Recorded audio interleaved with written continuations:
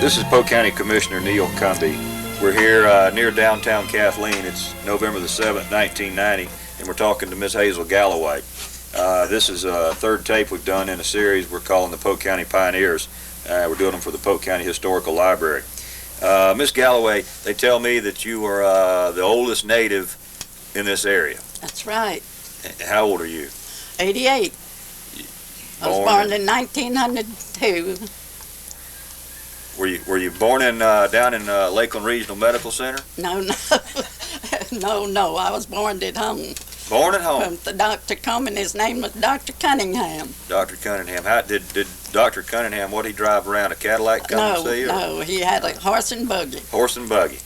And a little black satchel. Is that right? I guess most all the folks back in your day were born at home, weren't they? Yes. In this area, anyway. Yes, in this area. Was the did you anybody ever go off to the hospital that you know of, or? Well, yes, maybe. They had one, but it just They didn't. had one. It wasn't where it is now. I forget. I don't know. I believe it's on Tennessee. But most of the people when they were born at home. Born at home. Is that right? Well, your mom and dad, they were both natives of this area, They were right? both natives. My grandfather had a land grant for this land, I think of 169 acres, and then my mother's parents homesteaded Galloway, and that's how come it to be named Galloway.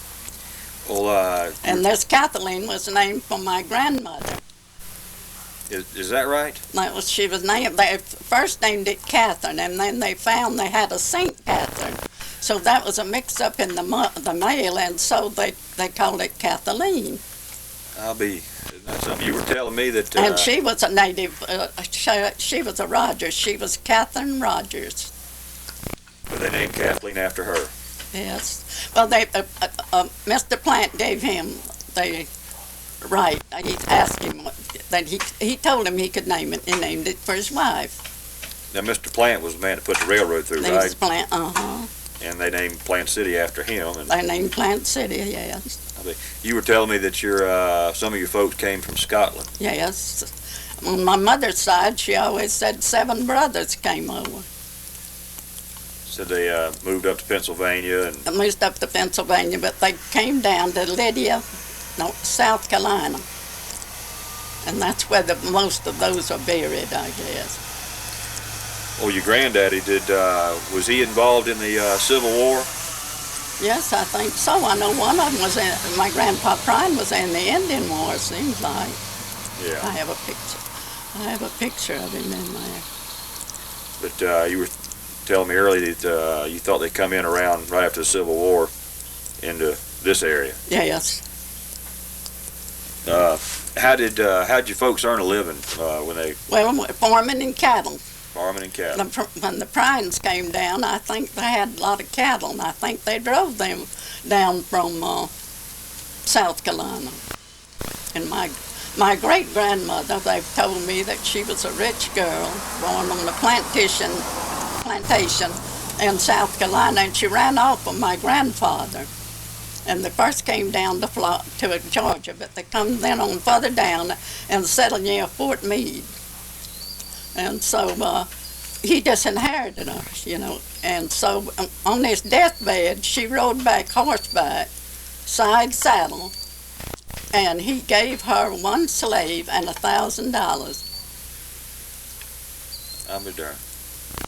Oh, you say they always in the cow business. There wasn't a lot of fences back then, were there? We had no fences. Everybody turned the cattle out, and they branded them. That was one of the things that I hated so bad when I was a child, to see them heat that old branding iron and stick to those little calves.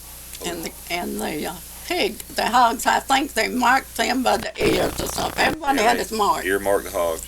They just didn't have any fences, and they just, I guess, had to do that. It wasn't no fence, and then if they've had an awful squabble when people had to fence in their cattle, the animals. A lot of fighting and feuding over property lines and boundaries. Yes. fact, I imagine there's some people that might even gotten hurt or killed over that. No, I never heard. Where did y'all do your shopping? Because I know there weren't the shopping malls, that we have today. Well, we had stores here had more stores here when I was a small child than we have now. We had it seemed like the stores you had that sold everything. They called them dry goods, but they had groceries too. J.D. Ruggles, I can remember. Miss Pierce had a store down here, and she sold, I don't think she sold groceries, but she sold pins and needles and material and everything. So, and we had a hotel here once. A hotel? A hotel. What year was that in? Do you remember? Let's see. Somebody called that. Well, it was here. It was in about the 20s, maybe, or the early 30s. I don't know what happened to it. People keep asking me, but can't tell them. But there was one here. Was one. Well, y'all didn't have to travel that far to town. I guess, a lot of your food you grew, though. You said that your mom and dad, yes, they we farmed. We canned. I canned out in the yard before the pressure cookers and a drum. And we canned in tin cans then, Is that right? And then we got pressure cookers while we began to, can in the pressure cookers. I still can. Well, we got a mail delivery vehicle going by us over here. Do you remember much about how they delivered mail back then? Well, we just had a post office, and I can remember there was something down at the depot, like a crane or something. The postmaster would go out there and put that bag of mail and housed it up, and then when he come along, and he would put the mail, the one that was supposed to come to our post office. They did that at Kathleen and Galloway. I don't remember anywhere else seeing that. Well, I know that out east of Lakeland over there, and I guess it was probably a lot of these little communities that they built up along the railroad. They had mail hooks, and they wouldn't even stop. They just hooked the bag. The train didn't stop. Just had a mail hook. Yeah. Hooked the bag when they went by. Mm-hmm. Oh, when y'all traveled, I guess y'all traveled to Lakeland or other places. Oh, yes. I went to Lakeland. I could catch Sonny Jim for a quarter and stay all the afternoon, go to the picture show for a quarter, and come back.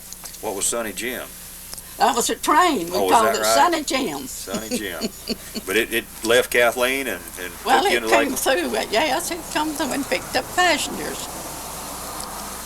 I don't imagine there was a lot of houses or people in between Kathleen and Lakeland, though, was it? Or just kind of a lot of woods? I used to tell you everybody was out this away from the city limits. I knew where they lived, but now I don't. Well, now Lakeland's just about grown out, and Lakeland's Kathleen is just about come a part to of it. us. Yeah, that's right.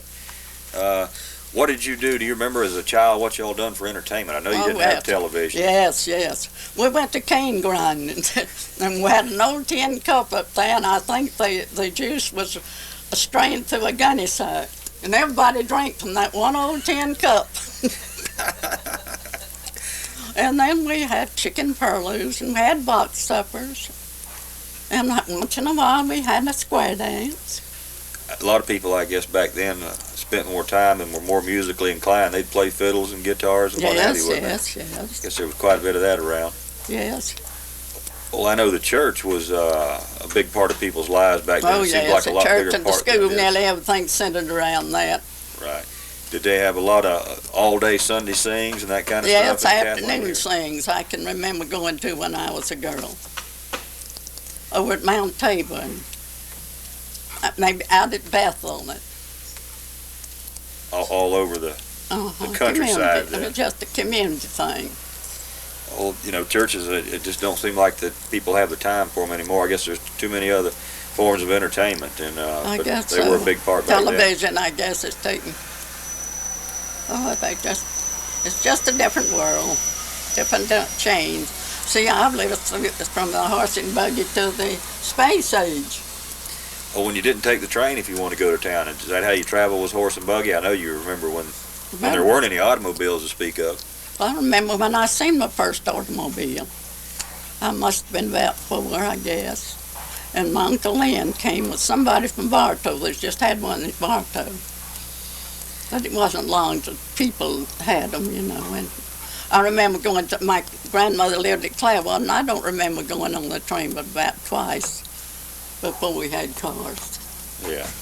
That, you say you was about 4, so that'd have been about I think I was 1906. about 4 or 5. That had to be one of the earliest cars if you seen one. Well, I forgot there was it was somebody's in Bartow, and Uncle Lynn came out to show us the automobile. Well, when you were younger, I guess people done a lot of hunting and fishing for food too. Yes. I mean, you go out and Everybody catch a had mess those of bird fish. dogs and deer hounds. That's what I was brought up on. It's bird dogs and deer hounds. Well, I guess it wasn't nothing for somebody to go out and catch a mess of fish for supper. Oh, yes. Or get a few quail and bring them back and what have you. Part of my recreation when I was a young married woman was we had 2 or 3 families from Lakeland, and we'd come out and go to the river and they'd catch fish, and we'd fry them for lunch and make coffee out of the river water. Make coffee out of the river water. Yeah. I guess it was clean enough back then. You didn't worry about it. I don't believe many folks. We didn't know about things like that then, I guess. Yeah. When it was boiled anyway, it purified it. I don't think many folks would try it today though, unless they boiled it. That's for sure. You couldn't with the pollution and stuff. Well, do you remember much about wildlife and all around town? Was it unusual to see them right in and around town? I know you can go into Georgia now in some of the small towns, and they got deer right downtown and stuff. We had deer meat. My father they'd go hunting in hunting season and kill deer and doves and quails and things like that. Oh, do you remember much about law enforcement back then? I mean, today we got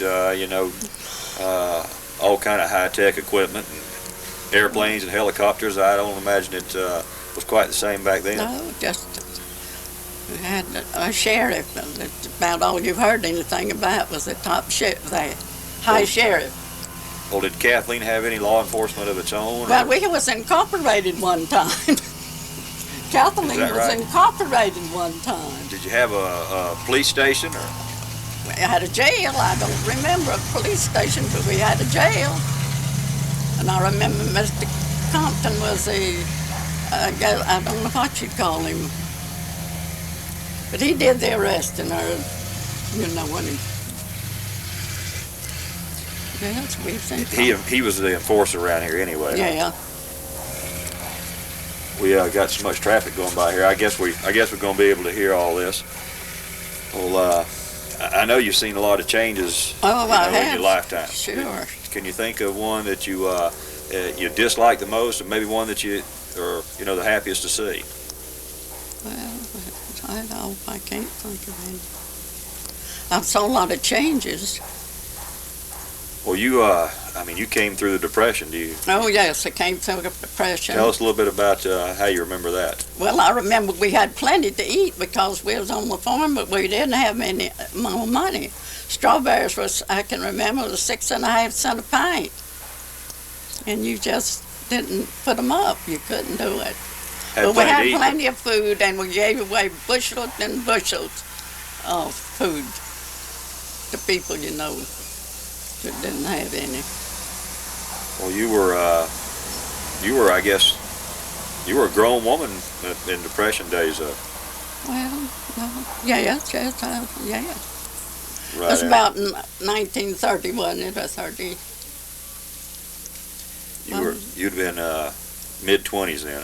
Well, yes, and we had a boom then in Florida, and a lot of hotels. I know you've seen the skeletons around. Yeah. Where they. I think 26 was a real boom year. Mm-hmm. People sold in the north. They sold people in the north lots that would be in the flag pond when they'd get down here to look at them. Well, I know that we talked a lot about your early years, but now, what kind of work did you do on through life? I mean, you were a mother and a housewife, I'm sure. Well, I belonged to a home extension for 50 years. I got a 50-year certificate the other day from Gainesville. Is that right?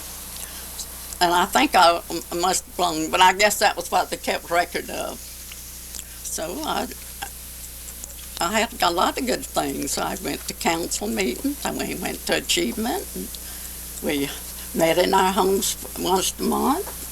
Then on fourth Thursday, I went to Stitch and Chatter. Stitch and chatter. And we chattered more than we stitched. Is there still a stitch and chatter group active? No, they all got, so they all know. We did meet for luncheon tomorrow, but we can't do that. But I still go to Extension. Well, how big a group was the stitch and chatter? Oh, I'd say about 20. Is that right? Mm-hmm. Well, now you have how many children? 4 daughters. 4 I had daughters. 4 daughters. I lost a daughter. Are they still around here? Well, no, I have one lives in Tampa, and one lives here, and one lives in Austin. One went to Texas. Huh? One went to Texas. Well, she married and went to Texas, Yeah. yes. But a And couple he of them worked stayed. for the Shell Oil companies, see. A couple of them stayed close by anyway. One here. No, they'd get home once a year. Well, if you could turn the clock back, I mean, you lived 20s, 30s, 40s, 50s, 60s. I mean, you're in the 90s now. If you could turn it back, would you? And Well, I don't think so. I don't think so. you know, this is the third one of these I've done, and everybody says the same thing. They wouldn't turn the clock back. You know, No, they wouldn't say, go. well, they like the We way had things good are days. now. I tell you, when I was coming along racing, my family, we weren't pressured like they are today. And you see people get up and take little babies up to be taken care of, to go to work, and both man and his wife thinks they have to work, and no, it wasn't that way. When a man married, he knew he had to knuckle down and make a living. Well, you know, infant mortality is a big issue today with, Yeah. babies dying at birth and stillborn. And now you were the, what order are you in? And Well, I was the third, but see, my mother had lost 2, a son and a daughter. One had, I thought she said croup, I don't know, and I can't think of that other disease that children, diarrhea.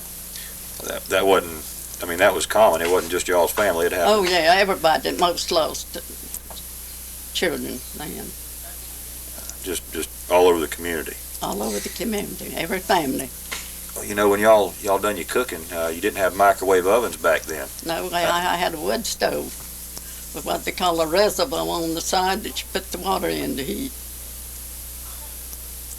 Darn. You cooked with lighter knots or what? Just how did you? We had wood. It was cut in blocks and then split up. Like pine and oak and. We ironed.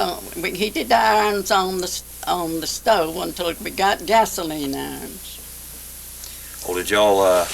I know you didn't iron overalls. What kind of clothes was y'all ironing? Oh, Your yes, dresses? we did iron. I did iron overalls. Y'all ironed the overalls. Ironed most everything. Is that right? And pillowcases and baby clothes and even ironed diapers. Everything got ironed then. Well, yeah. Did you iron the towels and Well, I don't think we iron the towels now. but work clothes got ironed same as yes. church clothes and. My mama wouldn't have let my daddy wear a pair of overalls. It was wrinkled. I know she would make remarks about other people that did it. Well, isn't that something? And I guess today we got a lot of permanent press and. yeah, I don't hardly ever iron anymore. I know I have a difficult time ironing. I've never been very good at it, but that permanent press, a lot of people kind of like it. You know, your first car. Do y'all remember? You remember your first car y'all had? Yes, it was a Model T, and I remember the second one we had was a Model A, and I think we paid between $500 and $600 for it, if I can remember right. I want to say What color was it? black. That was, I think, the standard color, wasn't it, for the Ford? Yeah, was yes. black. Yeah. I think that for a long time they were all black. Well, you know, we talked a little bit about the Depression. We were sitting here earlier, and the WPA, that was a big thing, I guess, for everybody around these parts. Yes, we never had to work on it. A lot of people did. They worked then, you know, they worked on the road most, I think. Building roads and ditches. Building roads, and I know they had. they didn't get a dole out for nothing like they do today. In other words, if they wanted They something, worked, they went and worked on the road. I think they've done a lot of ditching and draining in this country. Yes. With the Army Corps of Engineers, the WPA, I think, in cooperation with them. Well, there was talking earlier about a canning room up with the WPA. Canning kitchen, we called them, where you taking your produce, and they canned it in tin cans, and then they gave you, they take a percentage. I don't know what they did with that percentage. So you That take was your the government. you take your produce downtown. Yes, Down in the middle of town, they had a government-run canning kitchen, that's right. and they would take a percentage of it, and they would can the rest of it for you. That's right. And evidently, they must have used the part they canned and distributed it somehow or another. Must have. You're not real sure about that, but you know they must have. Yes. Well, how big was it? A big place? Have a lot of people there working there? Well, there's somebody all the time. I think you went by appointment now, maybe to have your produce. You couldn't just all crowd in that one time. Did they have a lot of modern equipment in there as far as the times were Well, concerned? they had vats. I remember that we cooled them in, and then we used to have a thing that would seal cans, hand seal them. Well, sewing room. They had a sewing room. Yes. How did that work? Well, I really don't know, but I think the government gave the material and they made it up. They must have gave that to people too. Yeah. I don't remember.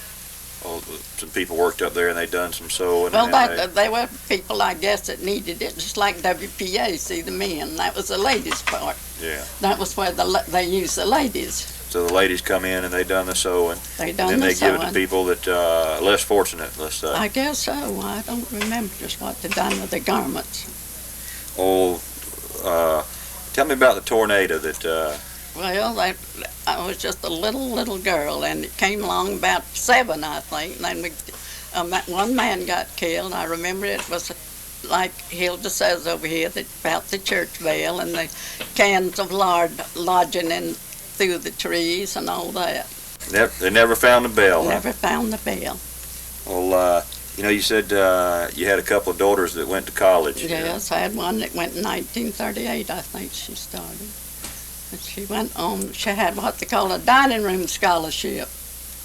A dining room scholarship. What was that? Well, she waited tables, and it was a women's college. Is that right? It wasn't coeducational like it is today, you see. Where was it at? Where was it? Tallahassee. Tallahassee. Florida State University. Then. Yeah. That For was women. That was the women's school back then. Yes. And she had a dining room scholarship. Dining room scholarship. That was what it was actually called? Yes, that's what it was actually called. So she waited on tables up at the school Waited and on tables. to pay her, That's all she did now is wait on tables. and that was to pay her tuition and. Well, partly. I'll be there. We had to send money every 3 months, I remember. Well, they went on and became school teachers, right? Yes. She taught her first school at Clewiston, and she got $100 a month. $100 a month. What year was that? Do you remember about? Well, it must have been 1943. 43. And did she stay in Clewiston very long or No, come back? just taught 1 year there, and then she went to Georgia to work in a hospital as a dietitian or something, but that didn't work out, so she came back and taught some at Sebring, Florida. Well, you had, I think you said one that taught at Mulberry, Nichols. Well, both of them taught at Mulberry. Jared taught at Mulberry High School, and my youngest daughter taught out at Nichols. They had a school out at Nichols. Was that a one-room schoolhouse? I never went out to that school. I don't know. They had different grades, I know. She taught 3rd grade, so they must have had. Well, when you were, now the school here in Kathleen, was it a one-room schoolhouse when you were going? No. No? No. It had about 3 or 4 rooms, I guess. Is that right? Well, were you in with the kids your same age, or did they have more of them kind of mixed in? As you advanced, you went to another teacher in another room. I guess you'd say about through the 9th grade, because that was all it was, you see. Yeah. So, Well, but the daughters taught here at Nichols and Mulberry and just all around, taught a lot of years, I guess. Yeah, my oldest daughter taught over 40 years. She's still teaching. She's still substituting at the trade. What is it? Urban Botech. Irvinville Tech, you know where that is. Vocational school. Teaches sewing. Do you have any words of wisdom or a motto that you live by that you could Well, leave us be with? to be honest and treat your fellow man like you'd like to be treated. That's I think that's pretty universal, and if everybody lived by that, we'd all be a lot better off, wouldn't we? Yeah, it seemed like people used to live that way. It just seemed like it changed. Well, it's been a pleasure talking with you here today. This tape, I hope, will be down in the library in the county forever, and folks can come in and see it for many years to come. Yes. We appreciate you taking the time to talk to us, and Thank you. And I know that it'll be enjoyed by many. Appreciate it.